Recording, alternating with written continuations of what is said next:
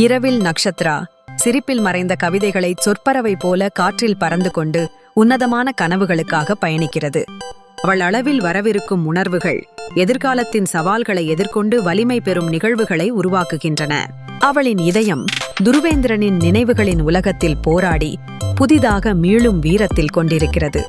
அந்த மூடி அவளின் அடியில் மறைந்து போன கனவுகளை தெளிவாக காண வாரியாக முடியாமல் போகிறது. கால்கள் நிற்கும் இடத்தில் பிணைப்புகளை அனுபவிக்க முயன்றபோது அவளது அசாதாரண தேடல் சிக்கல்களை அள்ளி உள்வாங்குகிறது. உருவாக்கும் முயற்சிகள் நிரந்தர உளவியல்களின் வெளிப்பாட்டை மீண்டும் இனி புகட்டும் வகையில் பன்முகத்தன்மையை கொண்டுள்ளன.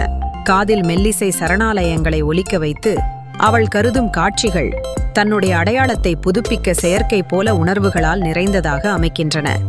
இந்த சூழல் பயணத்தில் உண்மையற்றதாக ஞாபகம் வந்தாலும் அவள் வரவேற்கும் ஆயுன்வளமாகவே இருக்கிறது. அப்போது நக்ஷத்ராவின் பயணம் ஒரு துணிகரத்தோடு விரைவில் வெற்றிக்காகவும் புதிய முயற்சிகளின் போது அனுபவிக்க காத்திருக்கிறது. அந்த எதிர்காலம் அவளின் தரிசனமாகவும் மறைத்த நினைவுகளின் வெளிச்சமாகவும் இருக்கும். மாறன் மற்றும் வித்யாவின் திருமணம் சிக்கலையாடு நிறைந்தது.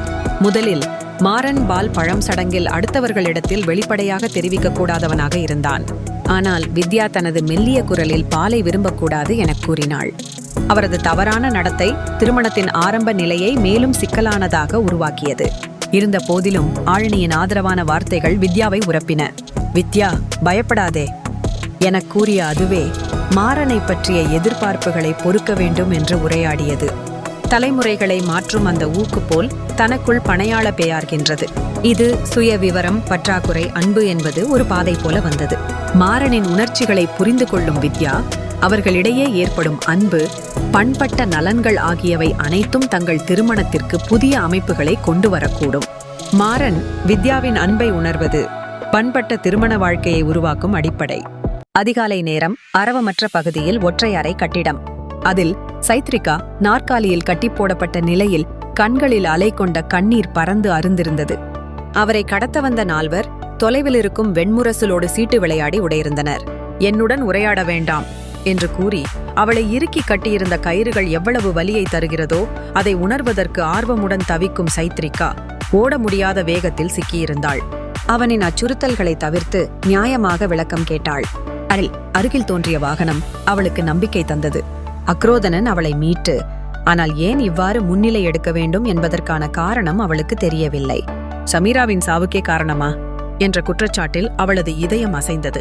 நான் அதற்கான காரணம் இல்லை என்றாலும் உடலின் அதிர்வில் அந்த உண்மையை நம்ப முடியாத சைத்ரிகா அவளது உயிரையும் காப்பாற்ற ஆசைப்படும் போது யாரும் நம்பாத உண்மையில் அடித்துக்கொண்டையை சந்தித்தாள். ஐஜி சொர்ணலிங்கம் கூறிய தகவலால் விவேக் அதிர்ச்சியில் உறைந்து போனது. ஆச்சரியத்தில் அவரும் செய்வதற்கு என்ன சாத்தியங்கள் உள்ளன என்பதனை எண்ணிக்கொண்டிருந்தார். தகவல்களில் சாதாரண கிரைம் வழக்குகளை கண்காணிப்பதற்கு செல்போனில் பால்ராஜின் மனைவியை அழைத்தார். ஆனால் அவர் முத்திரை செய்தவர்கள் மட்டுமே அல்ல, அவர் கணவரின் பாதுகாப்பிற்காக கவலைப்பட்டார். விவேக் பால்ராஜின் இறுதியில் கிடைத்த தகவல்களை நம்ப மாட்டது போல் அவரின் பதிலில் வருத்தத்தை வெளிப்படுத்துகிறான். இது போலியோவில் கலந்து கொள்ள நாங்கள் கட்டங்கள் பாருங்கள் என கூறி அவிழ்த்து போய் காட்டினான். பால்ராஜ் கடத்தப்பட்டது என்பதற்கான காரணங்களை விவேக் விரிவாக ஆராய்ந்து கொண்டிருக்கிறான். இங்கு அவன் நடப்பின் அடிப்படையில் நடவடிக்கைகளை எடுக்க வேண்டும் என்ற கட்டாயத்தில் இருக்கிறான். வித்யா புதிய வாழ்க்கையை ஆரம்பிக்க வேண்டிய பயத்தில் இருந்தாள். அவளின் மூளையில் திருமணம் குறித்த சிக்கல்கள் பரவ ஆரம்பித்தன. இப்போது நான் எப்படி எதிர்கொள்வது என பயம் கொண்டு ஆழினிக்கு தெரிவித்தாள். ஆழினி இதை ஒரு உண்மை சம்பிரதாயமாக விவரிக்க உயிர்க்கென்றால் நாங்கள் பேச வேண்டும் என்றார். மாறன் முதலிரவுக்கு சிதறிய மனதில் இருந்தாலும் வித்யாவின் அச்சத்தை புரிந்தார். முதலில் பால் பிடிக்க வேண்டும், அது கல்யாணத்தின் விதி என்றான். ஆனால் உள்மொழியில் ஒரு தடுக்கத்தை உணர்ந்தான். அங்கே ஒரு விரிசல் தோன்றியது. வித்யா தன் கருத்துக்களை வெளிப்படுத்த முயல்வதும் மாறன் அதை அலட்சியமாக எடுத்துக்கொள்வதும். இந்த சிக்கலை சமாளிக்க அவர்கள் இருவருக்கும் உணர்வியல் வளைவிடுமா? மயக்கம் வந்தாலும் அவள் குளித்து அடையாளம் மாற்றிக்கொண்டு கிளம்பினாள். திருமண பத்திரிகையை மார்பில் அணைத்து அதிவேகத்தில் சென்றாள். பாப்பா, அவளை மன்னிச்சிருமா என கேள்வி எழுந்தது. அவள் கருவறையில் குடியிருந்த வாசனை ஸ்பெஷலாக உணர்வுகளை விழுங்கியது. உன்னை விடாமல் உறுதியாக இருக்க வேண்டும் என்ற அவளின் எண்ணம் காதலின் சிக்கல்களை தீர்க்க வாய்ப்பு தேடியது. அவர் அதிர்ச்சியில் இருந்தாலும் வழியால் செல்லவில்லை. கல்யாண மாப்பிள்ளையிடம் சிரித்து சேர்ந்தவர்கள் இமைதிக்காக காத்திருந்தனர். அதில் உறவுகள் மட்டுமல்ல, பின்னணி சிக்கல்களும் இருந்தன. அவள் தனக்கு ஒரு நம்பிக்கை கொடுத்த பிறகு எதிர்காலம் பாதிக்கப்படும் என்பதில் கஷ்டங்களை உணர்ந்தாள். குழப்பம் மற்று பாய்ந்தாலும் அவளை விட்டு போகும் துரோகியின் நினைவுகள் மனதை சுற்றி வந்தன. காதலில் கஷ்டங்கள் வந்தபோது உண்மை கண்டுபிடிக்க முடியவில்லை. 18 வயதுக்கு மேல் உள்ளவர்களுக்கு பருவ காலத்தின் சவால்கள் முதலில் கட்டுப்பாட்டின் மாபெரும் ஆபத்தியாக இருக்கலாம். 40 வயதுக்கு மேல் வந்தவுடன் குடும்ப உறவுகள், தொழிலில் அதிக ஈடுபாடு போன்றவை மனதில் இருக்கும் வெறுமையை தொடர்ந்து உறுதியாக உருவாக்குகின்றன. திருமணம் மற்றும் குழந்தை வளர்ப்பு வட்டாரங்களுக்குள் மறைந்திருந்த நன்கு விழிப்புணர்வுகள் சமீபத்திய சிக்கல்களை உருவாக்குகிறது.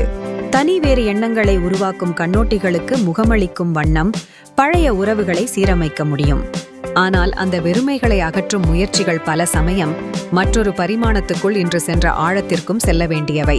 காமபசியில் எதுவும் தீர்வாகாது. இந்த நிலையில் நம்முள் கிடக்கும் பதற்றத்தை புரிந்து கொள்ளுங்கள். நம்பத்தகுதியான உறவுகளை உருவாக்கி வாழ்க்கையை அனுபவிக்கிறோம். வாழ்வில் எதையும் ஒரு புதிய முயறு தவிர்க்க முடியாது. உங்களது வாழ்வுக்கு முழு பொறுப்பு மட்டுமே உங்களது இதயம் தேவை.